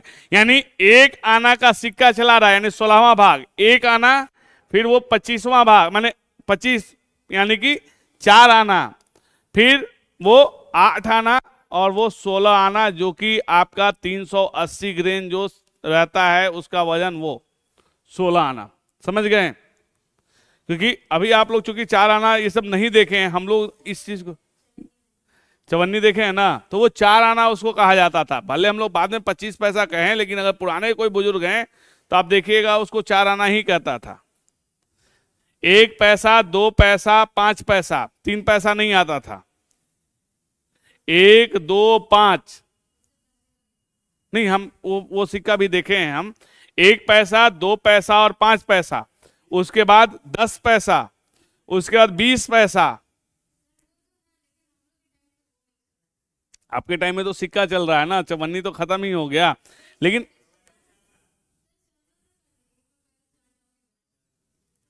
तो जैसे इतना सिक्का हम भी देखे हैं जो हमारे यहाँ जो अभी चल रहा था, जैसे 1 पैसा, 2 पैसा, 5, 10, 20, 25, 50 और 1 रुपया। ठीक है, उसके बाद आया 2 रुपये का, फिर 5 रुपया का, फिर 10 रुपया का, 50 रुपया का भी सिक्का आया है, 125 का भी सिक्का आया है, और शायद 1000 का भी सिक्का आ गया है। ठीक है, तो ये हमारे यहाँ है। तो देखिए, उस समय जो था उसने क्या किया कि 1 आना, 4 आना, 8 आना और 16 आना, ये वहां पे उसने चलाए थे। ठीक है, नेक्स्ट पॉइंट, 22 मई 16वें भाग के भी अनेक सिक्के चलाए। हमको लगा कि पूरा लिख लिया तुम लोग।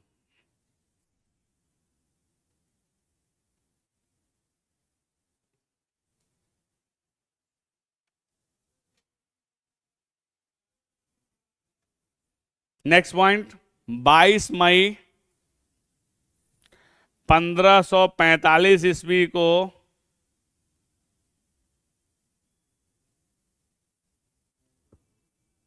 शेरशाह की मृत्यु।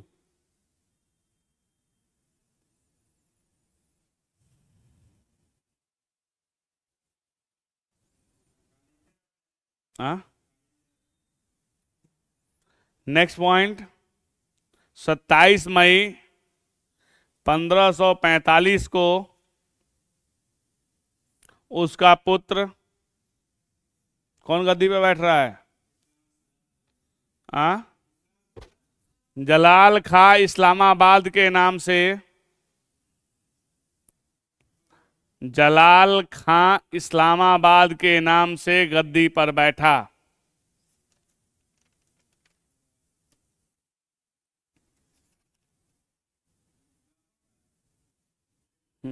इसका नाम में ही है। एक्चुअली इस्लामाबाद उस समय पाकिस्तान में नहीं था, उस समय भारत में था, ठीक है, क्योंकि वो उस समय अखंड भारत था। देखो, नाम बड़ा होना चाहिए, लोगों को लगता था कि भारी भरकम आदमी होगा, ठीक है। नेक्स्ट हेडिंग डालिएगा, मुगल काल में बिहार। मुगल काल में बिहार। हमको ये नहीं समझ में आता कि तू लोग तक घड़ी पे काहे देखता है सब।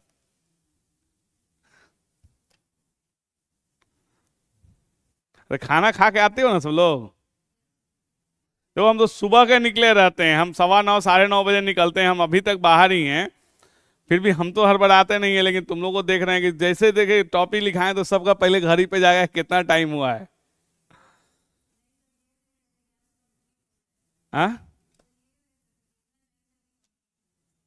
हो जाना चाहिए, लेकिन नहीं होगा अभी, क्योंकि नुहानी वंश और सिख धर्म दो बच जाएगा। हाँ हाँ, तो कल से मॉडर्न हम शुरू कर देंगे। लिखो, 1555-56 में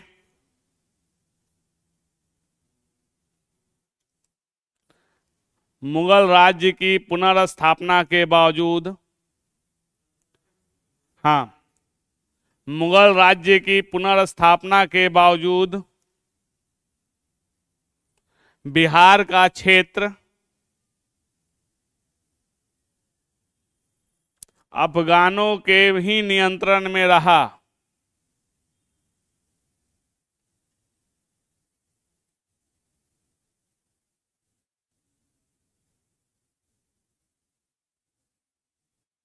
अफगानों के ही नियंत्रण में रहा। इसमें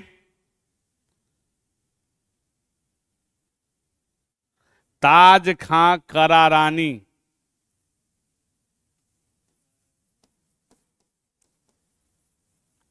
ताज खां करारानी, हाँ ताज खां,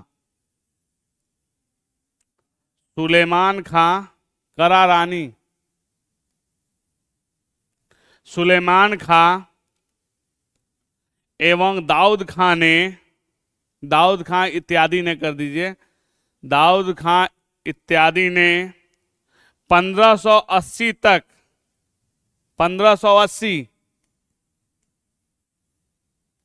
1580 तक बिहार पर अपना नियंत्रण बनाए रखा।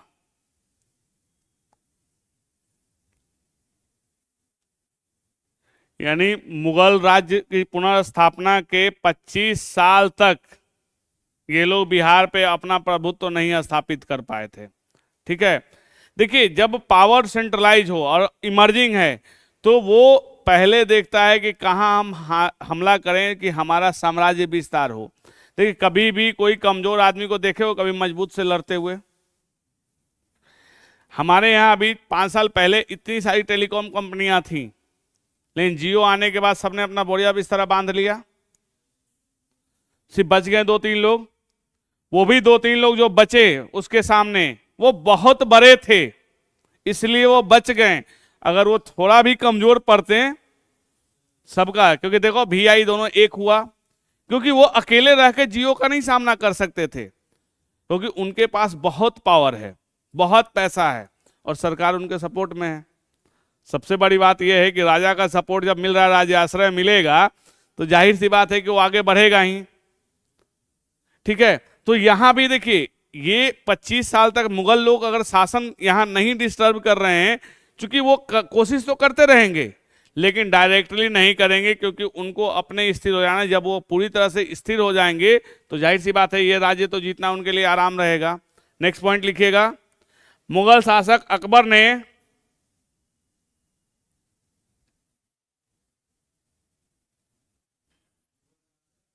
ने कब आक्रमण किया था बिहार पर? 1576 में आक्रमण किया था। अब देखो 74, 75, 76 तीनों आ गया है। लिखो, अकबर ने 1574 में बिहार पर आक्रमण किया। 1574 में बिहार पर आक्रमण किया तथा 1576 ईस्वी में पटना पर अधिकार कर लिया। 1576 ईस्वी में पटना पर अधिकार कर लिया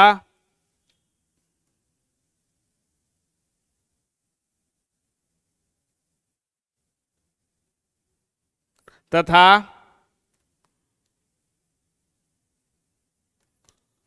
दाऊद खां इस नगर से पलायन कर गया।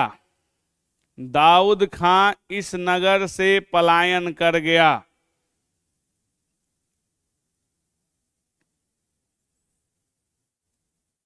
दाऊद खां करारानी बिहार का अंतिम अफगान शासक था।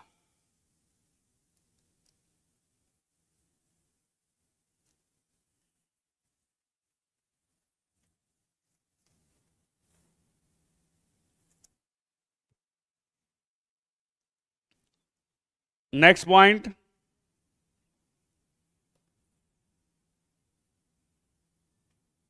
पंद्रह सौ 80 ईस्वी तक बिहार को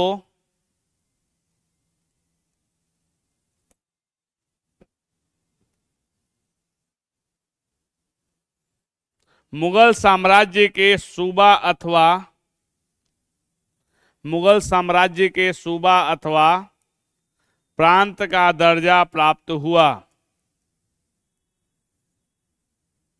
यानी 1580 में ये पूर्ण रूप से मुगल के अधीन आ गया, यानी उसके सूबा और प्रांत का इसको दर्जा मिल जाता है। ठीक है,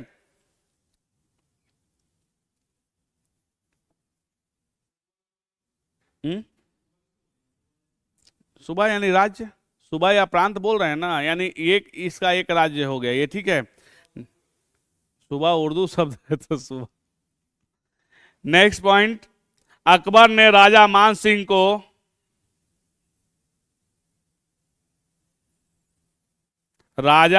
सिंह को बिहार में प्रांतपति नियुक्त किया। बिहार में प्रांतपति नियुक्त किया जिसने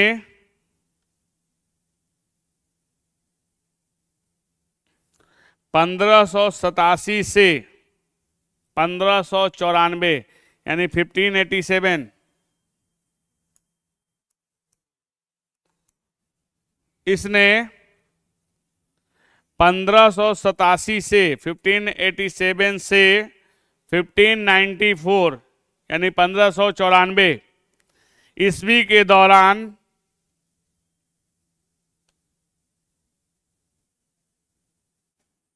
मुगल सत्ता को सुदृढ़ किया। मुगल सत्ता को सुदृढ़ किया।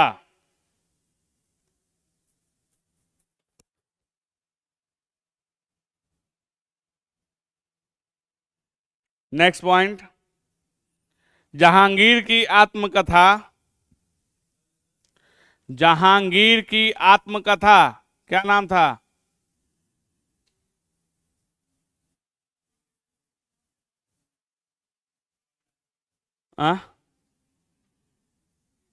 जहांगीर की आत्मकथा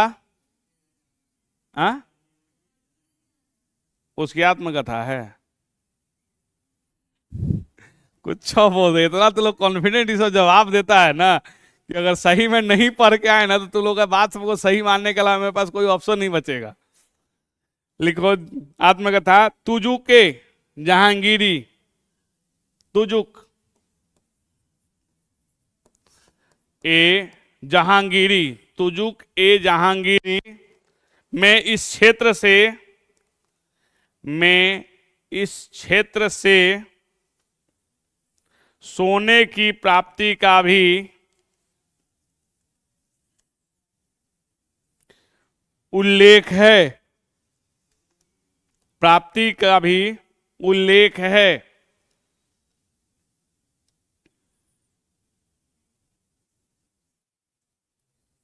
नेक्स्ट पॉइंट, 1621 ईस्वी में 1621 1621 ईस्वी में जहांगीर ने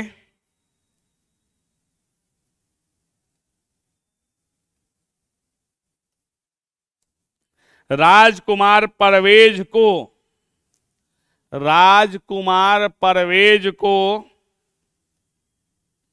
बिहार में प्रांतपति नियुक्त किया। बिहार में प्रांतपति नियुक्त किया। इसके बाद यह पद केवल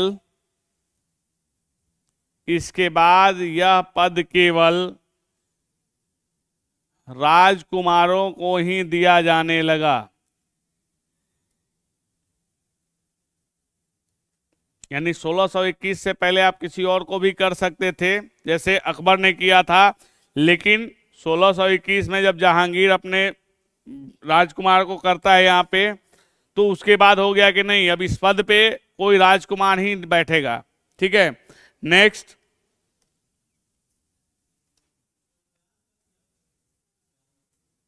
अरे एक राज्य का मालिक, प्रांत का स्वामी यानी प्रांत का राजा। हाँ, नेक्स्ट, 1702 ईस्वी में 1702 ईस्वी में औरंगजेब ने अपने प्रिय पौत्र कौन था, राजकुमार अजीम को, आज कुछ पढ़ के आई है, राजकुमार अजीम को बिहार का सूबेदार नियुक्त किया। बिहार का सूबेदार नियुक्त किया। उसने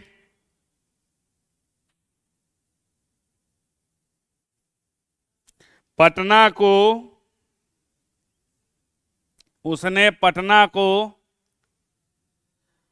अजीमाबाद का नया नाम दिया। अजीमाबाद का नया नाम दिया और उसका पुनर्निर्माण भी कराया। 5-7 हो गया सर, वेट कर रहे हैं। पुनर्निर्माण भी कराया। 5-7 मिनट भी और लगेगा, लेकिन सर वेट कर रहे हैं।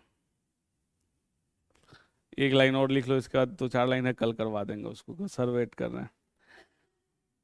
नेक्स्ट पॉइंट, हाँ टाइम देख लो, 5-7 हो गया सर, वहां वेट कर रहे। चलो लिखो, हमको क्या है। बाढ़ में राजकुमार अजीम को, हाँ बाढ़ में, बाढ़ पता है ना कहाँ है, इधर है, इधर है,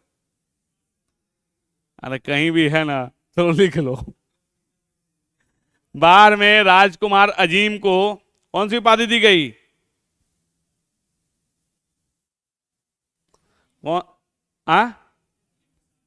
अजीमुशान, अजीमुशान, अजीमुशान, अजीमुशान की उपाधि दी गई।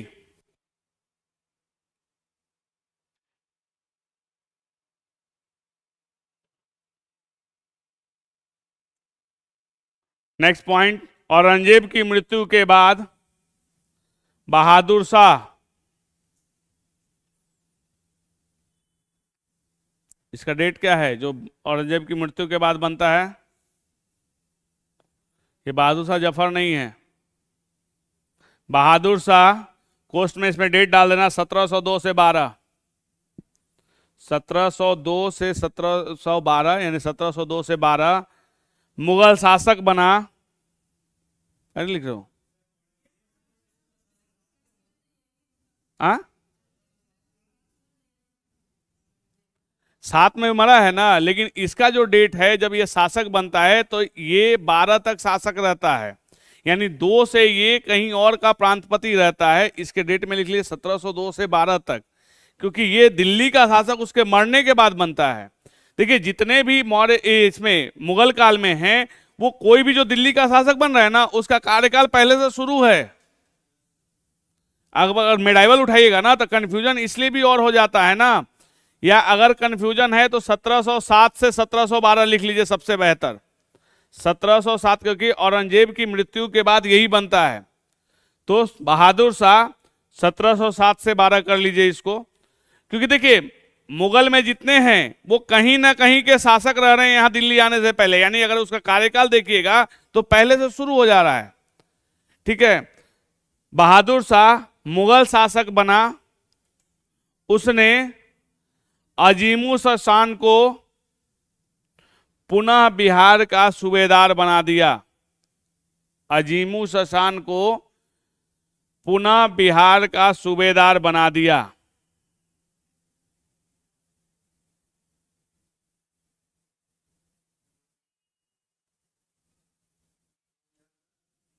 सूबेदार बना दिया। नेक्स्ट पॉइंट, 1711 ईस्वी में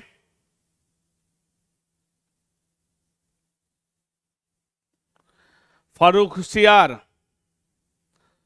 फर्रुखसियार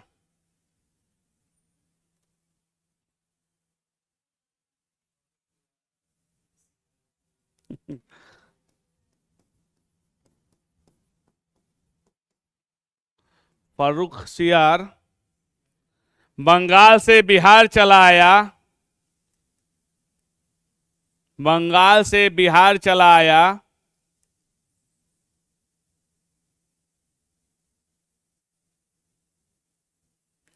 और फर्रुखसियार पहला मुगल सम्राट था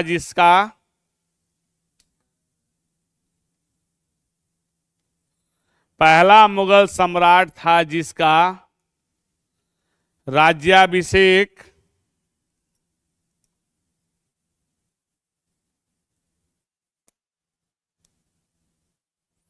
पटना, क्वेश्चन में लिख लीजिएगा, बिहार में कब हुआ है? 1713 ईस्वी में हुआ।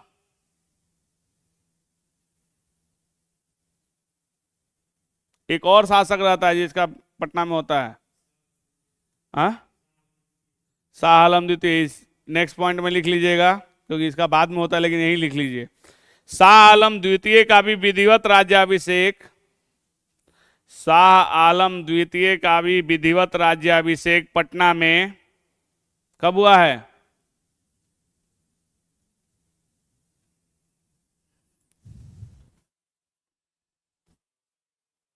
1761 ईस्वी में हुआ। जानते हो इतना सारा किताब एथी करने के बाद भी कुछ कंफ्यूजन्स रह जा रहे हैं, क्योंकि बहुत सारे बुक्स में बहुत क्लियर नहीं है। हम बोले ना कि बिहार स्पेशल, सही में लोगों को लगता था कि नहीं, बहुत नहीं, मेडाइवल इसका इतना पेचीदा है। देखो एंशिएंट और मॉडर्न एकदम क्लियर है, लेकिन मेडाइवल इसका इतना पेचीदा है कि सही में इसमें आदमी कंफ्यूज कर जाए। ठीक है, 1761 ईस्वी में हुआ। नेक्स्ट पॉइंट लिखिएगा, 1733 ईस्वी तक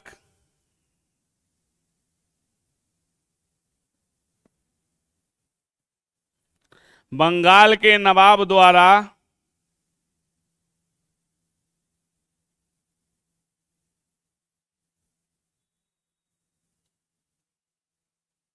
बिहार, बंगाल और उड़ीसा का प्रत्यक्ष शासन, बंगाल, बिहार और उड़ीसा का प्रत्यक्ष शासन ग्रहण कर लिया गया।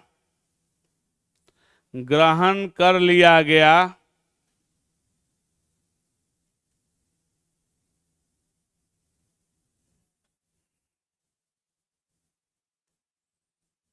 अंग्रेजों की सत्ता स्थापित होने तक यही स्थिति कायम रही।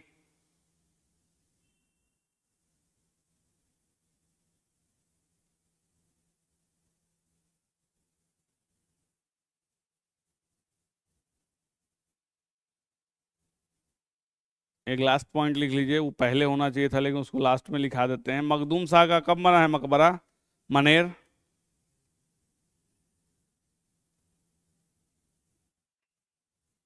कब बना है मनेर का मकबरा?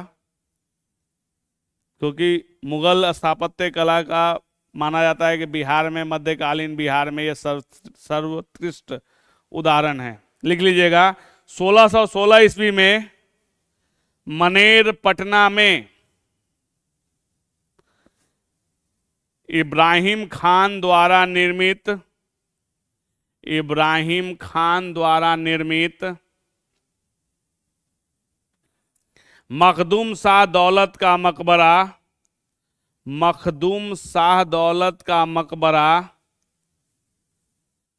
बिहार के मध्यकालीन इतिहास में मखदूम शाह दौलत का मकबरा बिहार के मध्यकालीन इतिहास में मुगल स्थापत्य का बिहार के मध्यकालीन इतिहास में मुगल स्थापत्य कला का सर्वश्रेष्ठ नमूना है।